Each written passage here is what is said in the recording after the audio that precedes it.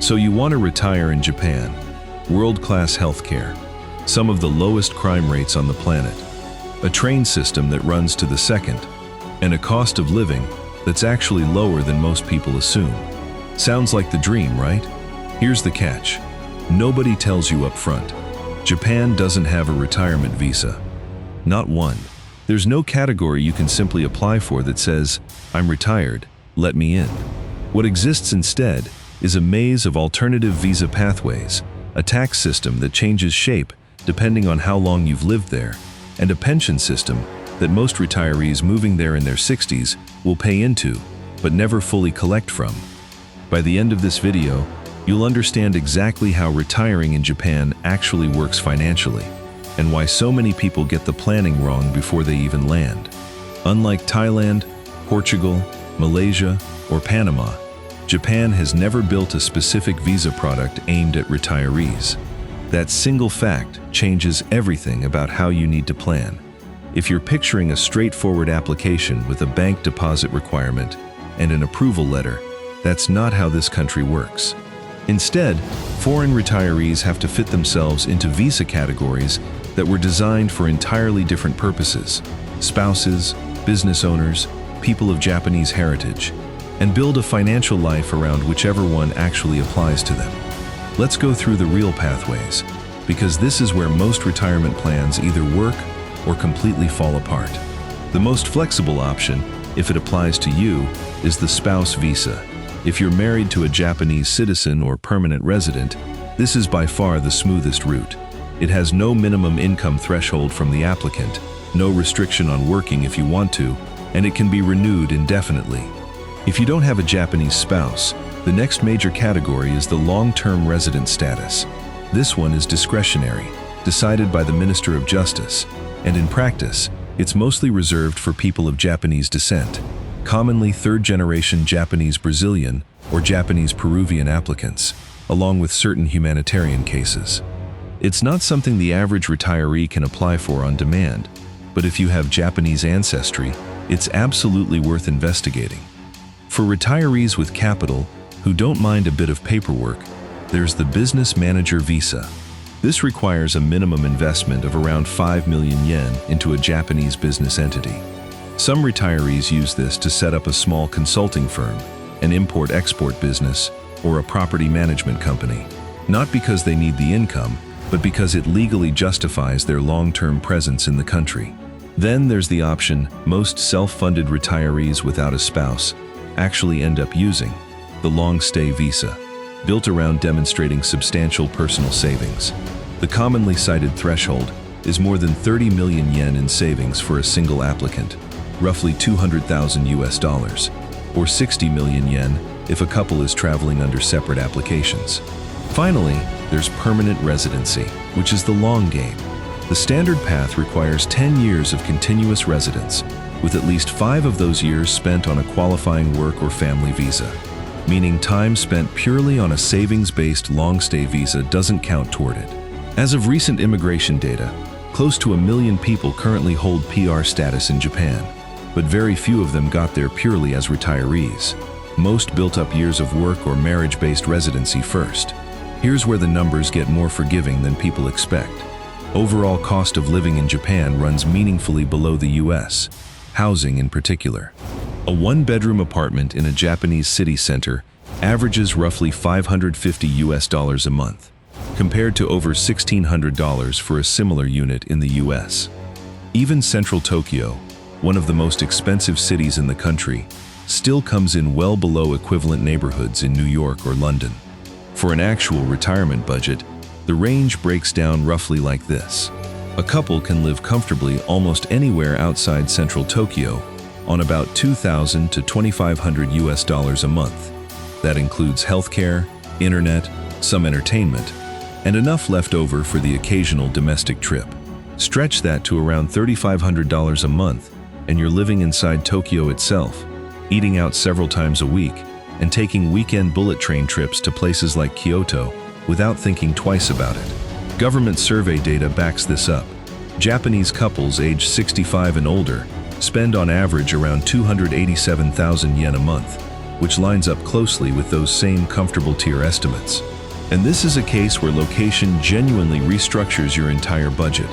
Many rural municipalities in Japan are actively trying to attract new residents through relocation subsidies, sometimes offering cash incentives or even free housing through regional revitalization programs aimed at reversing population decline in the countryside.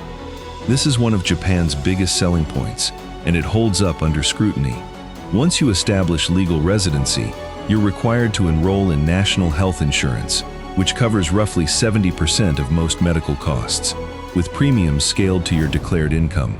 For someone in their first year of residency with little or no declared taxable income, premiums typically land somewhere between 180,000 and 250,000 yen a year, genuinely a fraction of comparable private coverage in the US. Before you qualify for residency-based coverage, though, you'll need private international insurance to bridge the gap. This applies to anyone arriving on a long-stay visa before their status is fully established. Now, the pension system is where things get less flattering for retirees moving in later in life. Everyone between roughly ages 20 and 59 who's a resident is required to contribute to the national pension system, currently priced at just under 18,000 yen a month. Here's the uncomfortable math. To receive any pension benefit at all, you need a minimum of 10 years of contributions, and the full benefit requires a full 40 years. If you move to Japan in your 60s planning to retire immediately, you will very likely pay into a system you never meaningfully collect from. Some retirees in this position choose to voluntarily opt in anyway, purely to stack a small Japanese pension on top of whatever they're already receiving from Social Security or a foreign pension back home. This is, without question, the most misunderstood part of retiring in Japan, and it's worth slowing down for. Spend more than 183 days a year in Japan, and you become a Japanese tax resident, which means you're subject to Japanese income tax. National income tax alone ranges from 5 to 45%, depending on your income bracket, and on top of that, expect roughly another 10% in local inhabitant tax. But here's the detail almost nobody explains properly. For your first 5 years as what's called a non-permanent resident for tax purposes, foreign source income that you don't physically bring into Japan is generally shielded from Japanese taxation. This is effectively a multi-year tax holiday on income you keep parked overseas. The mistake a lot of new retirees make is wiring large sums into their Japanese bank account every single month during this window, not realizing that doing so can make that foreign income taxable in Japan after all. Structuring your remittances carefully during those first 5 years can make a meaningful financial difference, and once that 5-year window closes, worldwide income becomes taxable regardless of where it sits. For American retirees specifically, there's an extra wrinkle. Unlike some countries, there's no tax treaty provision that fully shields US citizens from double taxation on retirement income in Japan. You'll still need to file a US tax return every year no matter where you live, report foreign bank accounts through an FBAR filing if your foreign accounts exceed $10,000 at any point in the year, and lean on tools like the foreign tax credit to avoid actually being taxed twice on the same income. It's manageable, but it typically requires a cross-border tax professional. And that's a real, recurring cost that needs to be part of your annual budget, not an afterthought. Beyond rent, healthcare, and taxes, there's a layer of costs specific to being a foreign retiree in Japan that locals simply don't pay. Currency risk sits at the top of the list. The yen has swung by 10 to 20% or more within a single year against currencies like the US dollar. If your income arrives in dollars or euros, but your spending happens entirely in yen, a stronger yen quietly erodes your purchasing power, even if your pension amount on paper never changes. Financial planners who specialize in this space generally suggest stress testing your budget against a meaningfully stronger yen than today's rate, just so a currency swing doesn't blow up your monthly numbers. Then there's the cost of staying connected to home. Round-trip international flights for family visits or administrative matters typically run somewhere between 250,000 and 400,000 yen per person, a real annual line item many retirees forget to budget for. There are also one-time relocation costs that hit hard in year one. Between moving costs, visa-related fees, housing deposits, which in Japan commonly run 4 to 6 months of rent up front. And furnishing a new home, first-year setup costs can total 1.5 to 3 million yen. And further down the road, if you're planning to age in place, Japan's mandatory long-term care insurance system does provide substantial subsidies starting around age 65. But assisted living or nursing home care still comes with real out-of-pocket costs on top of that. Run the full picture side by side, and the case is strongest for a specific kind of retiree. Someone with either a Japanese spouse, meaningful savings well above the long-stay threshold, or a dual pension household that can absorb currency swings without stress.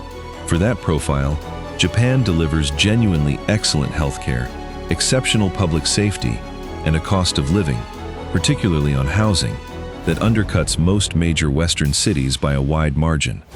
Where it gets harder is for anyone hoping to retire purely on a modest single pension with no spouse, no savings buffer, and no flexibility around the 5-year tax transition. Japan doesn't reward improvisation the way some retirement destinations do. It rewards people who plan their visa pathway, their remittance timing, and their currency exposure years, not months, in advance. The honest version of retiring in Japan isn't impossible, and it isn't easy. It's a country that simply expects more advanced planning than most retirement destinations because it never built a system specifically for you. Get your visa pathway right. Understand the 5-year tax window before you move a single yen, and build in a currency buffer. And Japan can genuinely deliver one of the best quality of life to cost ratios anywhere in the world for retirees.